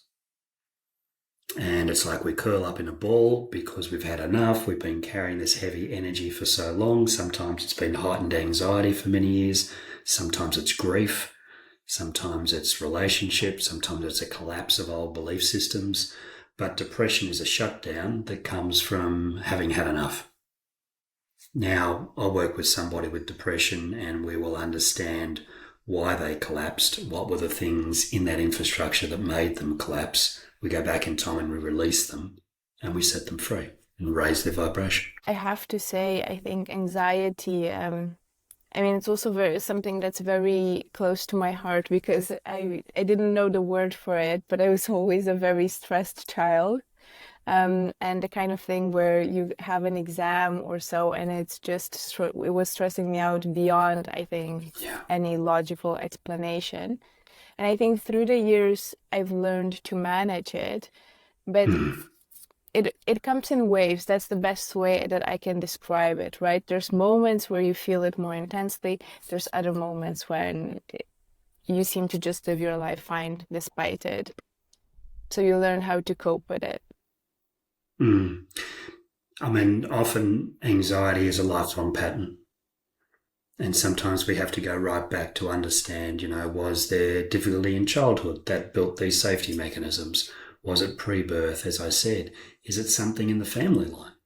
Ancestral energies transfer between generations. I find with a lot of people who have had ancestors that were part of the wars in recent history, I find that often they have been anxious about that and they've passed it on down the line. We can always go back and we know that we have a choice of, do I still need to carry this energy? Is it something that really belongs to me, or is it something that I can let go of? Everyone's situation is different, but what we tend to do in our work is that we look in the places that other people don't. Like for anxiety, I always check pre-birth. I always check the client's sensitivities. I check the ancestral lines. For those who believe in past lives, sometimes there are some traces back into other lifetimes as well. And the reason that it's felt in this life, and I call these quantum echoes across time and space, some of those are important for us to understand in this body and this time, because we can set those others free that are outside of our time and space, and we can release a pattern from the lineage of the soul. So, people talk about karma, and, I just talk about ripples across lifetimes. I don't really believe in an eye for an eye and a tooth for a tooth. I think karma is more about having another chance. And in these times, with so many more metaphysical approaches available, we can set other versions of ourselves free in other times because they didn't have access to the healing techniques that we have now. You said something really interesting there, which is that traumas that our ancestors have gone through can still manifest within us today. So we might be suffering or be held back by a trauma that we're not even aware of because it did not happen to us in our lifetime. Can you walk me through how one would be able to begin recognizing if that's the case? Absolutely. Well, we work intuitively as well, and sometimes if we can't find something in this lifetime, we need to be a little bit more creative in where we look. But I had one client who had a very strong connection to the past that made no sense. And he told me the story of his grandfather, and in World War II, when the invading force came through the small town where his grandparents lived. They came through and they herded everybody into the railway station, and they machine gunned them and killed the whole village. One of them, the young mothers in that group, with her last act in this life, she threw her body across and protected her little baby that she was nursing. Then some people came along and they found that baby. They heard the baby crying. They came across this terrible scene. They rescued that child. I mean, this is in the 1940s in World War II. And they raised that child as their own. That child grew up and had a family. They grew up, they had a family. My client was the grandson of that little boy that survived. He told me his grandfather's story and he was in tears the whole time. He was deeply traumatized by his grandfather's story. Now, my client had never been there. He'd never witnessed it, but that story and the energy associated with it had been passed down 2 generations. So I worked with him to release the energy that he was carrying out of the ancestral lines, and that gave him his life back. He could then tell the story in a way that proved it was part of the family history and not part of his personal trauma passed down through 2 generations. And how do we begin to recognize when it's even a trauma that we have from our current life, right? Because I think very often we go through life, we just have goals, we have things we want to reach, so we don't really pay attention to what's maybe hurting us and what we're having difficulty moving through, right? We just try not to feel it or to numb it down. That's why we have alcohol, we have drugs, we have all of these coping mechanisms, right, to not feel the bad feelings.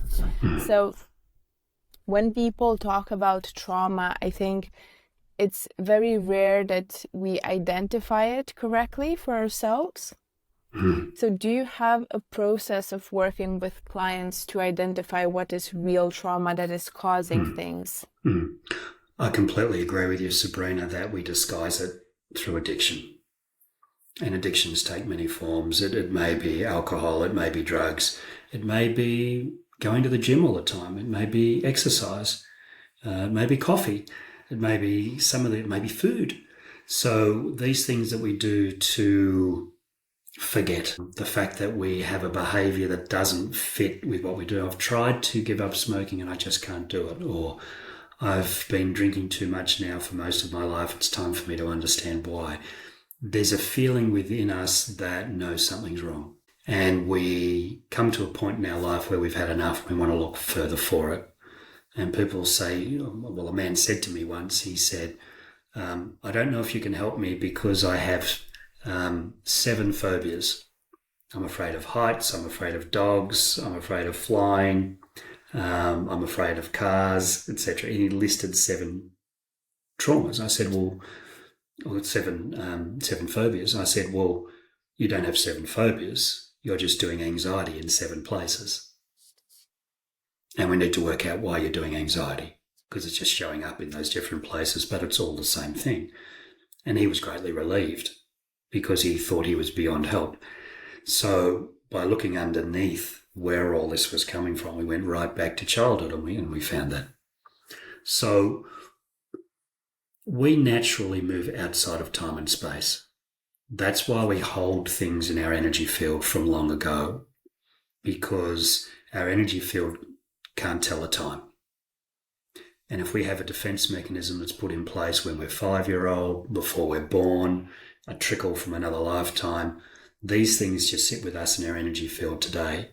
And, in the hands of somebody who understands that energy moves outside of time and space into the quantum field, we can explore where that's coming from in ways that other people can't, and we can set people free.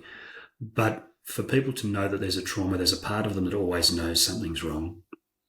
There's a part of them that observes their own behaviour and says this shouldn't be happening the way it is. And then it just comes a time when they're ready to work with it. Yeah. Usually I think it takes a lot of pain to be willing to work through it and to finally say, I've had enough, I really need to deal with it. Yeah, and I call traumas or physical disorders, we naturally move into a state of resonance. We are designed to be resonant with ourselves, with our surroundings, but sometimes things get in the way, whether it's an emotional thing, a physical thing.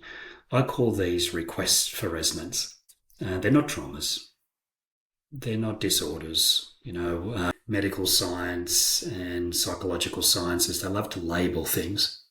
Yes. I don't really like labels. I just see somebody before me and they have something unfolding for them that is an opportunity to transcend. And if we answer that request for resonance, we answer that together, then we can find what's really behind it. And we don't need to necessarily spend a lifetime on medication. I heard said a lot that anxiety needs to be managed. I don't agree. I believe anxiety needs to be set free.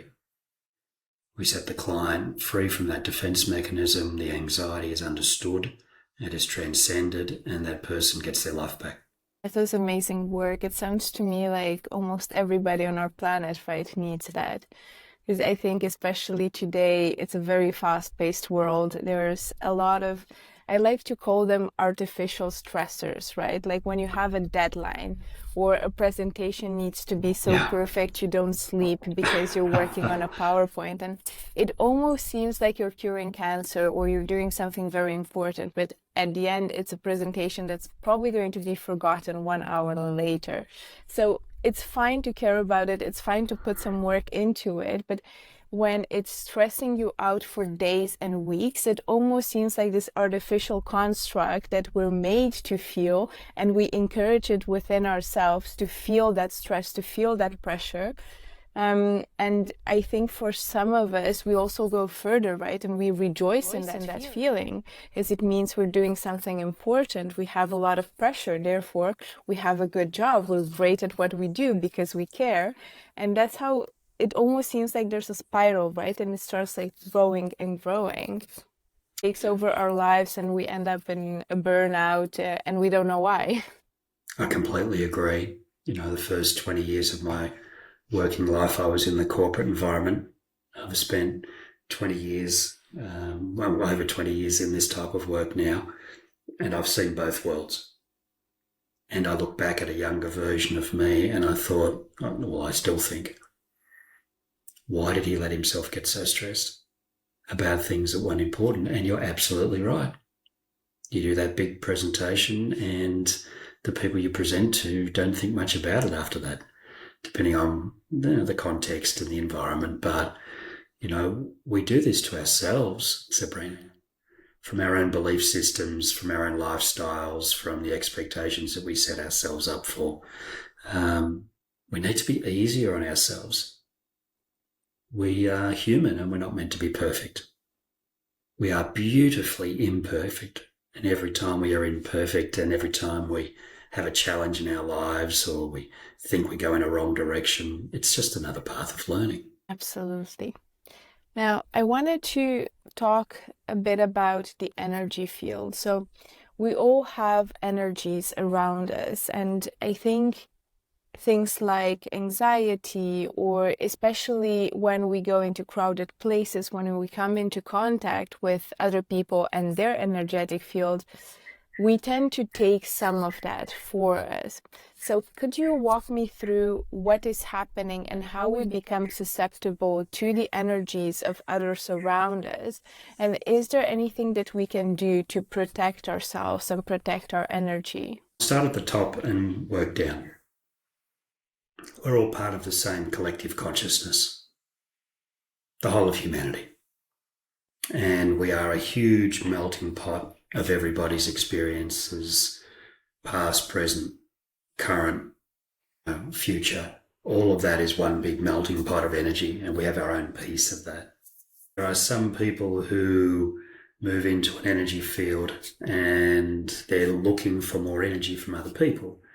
And these people might be a little bit needy, or they might be people that are looking to gain something from an interaction for people. So every interaction with another person is an energetic exchange, because we all share energy everywhere we go. There are some people who I mentioned before who are empathic, and the empaths, as they're sometimes called, they're the ones that absorb energy from other people. But what normally happens for an empath is that they exchange good energy for the needy energy, and they come away feeling drained. And there's a lot of people listening who may know exactly what I'm talking about. And you go for a cup of coffee with that person who's very depressed, and you come away feeling terrible. They go away feeling much better. There's been an energetic exchange. So I talked about, for people who are truly empath, we can do something to help their energetic infrastructure by going back before birth and installing a different type of energetic infrastructure for them, where they observe and don't absorb, etc. But what I'd say to people is sometimes we need to support a friend. So what I recommend people do is, when you have one of those meetings and that person is dumping their energy, just visualize it going straight up into the sky. Visualize that energy going up and drifting away, etc. And when you walk into a crowded shopping centre or a football game or whatever else it might be, just gently close your energy up. I'm not big on protection, because protection is a response to fear, but I do believe we need to manage our energy fields. So when we manage our energy, we just set an intention before we go into a big crowd or the party you don't want to be at, or a function where you have family members that you don't necessarily want to see. They're not your favourite ones. Just close your energy field up. Just be polite and kind and all the things that we are, but just set the intention to close your energy field up so nothing can get in without your permission. These are just basic tools and techniques that can help people, but it comes with just a very basic understanding of energy. I'm an energetic being in an energetic environment, and I'll use the analogy. If it's hot outside, you put a shirt on, you put a hat on, sunglasses, you go outside in the hot sun. If it's cold, you put a coat on, you put a scarf on, you might put a warm hat on as you go out in the cold. Same with energy. When you go into an energetic environment, you just get your body ready energetically. Okay, I'm going to go to that place now. I'm not going to take anyone else's energy on. If someone starts to draw energy away from me, I'll leave, I'll change the subject, go and talk to somebody else. But you mentioned before, Sabrina, about intuition. Your intuition will take you to the people that you most need to be with. And if someone doesn't feel right to you, then back your intuition and draw back. Just because your intuition speaks to you energetically. It's the language of the body to speak energetically. And the golden rule is to hang around with people who build your energy and stay away from people who drain it. Easier said than done, I think. Can be. In environments, we come across all kinds of people. But there's little ways that we can do, there's little things that we can do that help. It's very interesting, because whilst you were saying this, I was thinking of one of my closest relationships, to be fair. This one friend of mine, she tends to always be in a negative mindset. So always focusing on the lack instead of anything that is good. And very interestingly, did feel a lot of times that I was coming out of those meetings feeling drained and feeling unhappy, and sort of looking for lack in my own life and things that I can complain about or things that aren't working out for me, which I had worked very hard on identifying the things I was grateful for and focusing on that. So it was taking me away from that. But on the other hand, she would always say that my presence makes her feel so good and so calm, and she gets this amazing feeling when she's with me, and all of those problems and things that she's complaining about just seem to evaporate once she shares them with me. So of course I become then the go-to person, right, for sharing those issues. So it's a relationship that I'm still working through it, and I'm still learning to manage it, because I do think that there's lots of good feelings there and a lot of history. But there's also a need for me to protect my energy, and that's what I've started doing before having any contact with her, so that I do allow her the space, and I am able to give her the space that she needs to talk and to unload, but without me necessarily taking it on or it becoming something that I need to do something about. This a wonderful example of what I was mentioning before, a personal one for you. And that often happens to people who have a healing vibration around them. So you may have a natural talent for helping people to feel better. What probably serves you is to maybe coach those people towards finding their own solutions, or to ask some of those key questions, what are you going to do about it? How are you going to solve the problem? What's your next step? What can you do to work through this and come out the other side? And how can I help you? So little questions like that start to turn the energy around a little bit.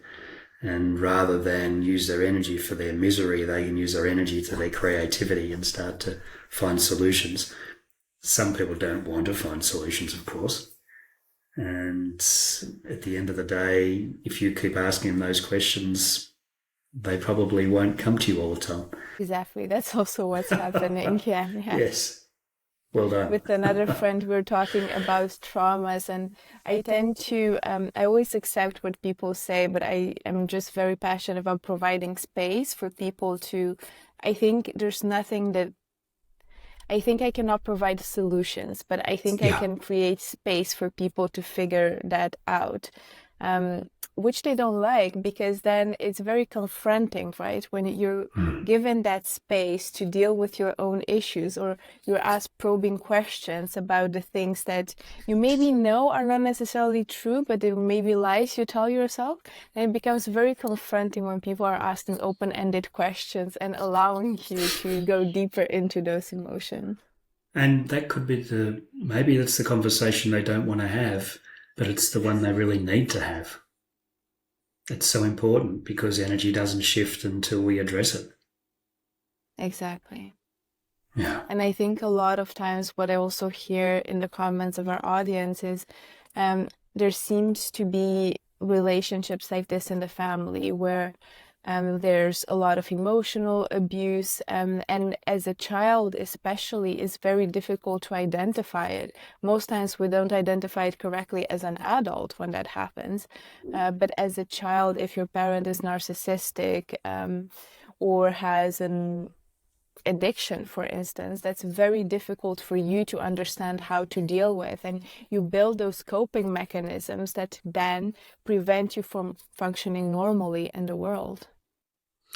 And children are very clever. Children will build those defense mechanisms. They are closer to their creativity because they come from a land of awe and wonder, and children in their imagination are incredibly powerful. Children are remarkable and they're very resilient. Not to say every child has a great childhood, but, they come up with these incredible solutions that we could probably not come up with as adults. The problem is we move forward into adult life and we still have those structures and mechanisms that we needed in childhood with us still. And a lot of the work that I've done over the years is to help people to understand that the safety mechanisms they put in place when they were small are no longer needed now that they're older. And when those safety mechanisms are retired or transcended, if you like, then that sets the adult free in ways that the child couldn't be. But you've got to have the courage to turn over the rocks and look underneath and see what's there. But at the time, we don't realise as children because we just know the life we have. We have no benchmark. We don't look at, discerning our environment and saying, no, that's not right, that shouldn't happen. We just get what we get and we adapt accordingly. I wanted to take a minute to reflect on the fact that this is all under the field of quantum consciousness, which I think is fascinating. But I also think that maybe not most of us know what that is. So could you tell me more about what is quantum consciousness to you? And I think also it's something that very often people will say, well, it doesn't apply to me, but it does apply to all of us, right? Because we're energetic beings in this world. So regardless of whether we believe or not believe, it does apply and influence and shape all of us. So tell me more about that. Okay. Well, we are quantum consciousness. We are part of the quantum field, and we are all powered by consciousness. If I look at where the name comes from, first of all, quantum physics is the science of possibility. They talk about the absence of time and space. They talk about time being fluid, space being different. They talk about all of us being empty atoms. So they talk about time and space differently. And they are the science of possibility. They talk about different dimensions, alternate realities, time travel. All of this happens on the back of quantum science. Now, consciousness is the language of the universe. And if we look at energy as well, energy is a construct of the universe. Our consciousness is brings that fabric to life. And our awareness travels around that fabric on that energetic infrastructure. If I make that simple for people, if you look at the ocean floor, that's the infrastructure of energy on which the universe is built. If you look at the ocean of consciousness, that sits on top of that energetic infrastructure. And if you look at our awareness, we're like the sea creatures, and we move around within that ocean, and we have all of these different events and adventures, and all of these things happen to us, and how we work in that ocean of consciousness to digest or to understand or to analyze those events that we have. That's what we do in our awareness. So, we have a lot of free will. We can decide how we hold our past. We can create our own future. We can choose our own beliefs once we get past our conditioning. So I want to say to everybody that's listening that you have incredible power that is beyond your knowing. You have free will that allows you to travel through this universe in ways that you can decide. You can choose your emotions, and if you don't feel you can, look underneath and find out why. We all carry things with us through life. Once we understand the greater purpose behind them, it sets us free. I believe everybody should have a high vibrational life, should choose the life that they want and live it to its full. And you can do that from a place of awareness where you understand your own energy, how you interact with others, how you interact with the world around you. Forget about being a physical being. You're a metaphysical being. And you have all of these different energies and vibrations at your disposal. And go and explore them. Understand the things that hold you back. Understand the untapped potentials within you. And have the life you truly deserve. Peter, how can people connect with you and with your work? I have a personal website, quantumconsciousness.com.au. That's my individual one. But my organisation that I founded is the Institute for Quantum Consciousness. And that's Institute for, that's FOR, quantumconsciousness.com. And we've got lots of people in different places around the world who are really eager to assist and help people find the lives that they really deserve.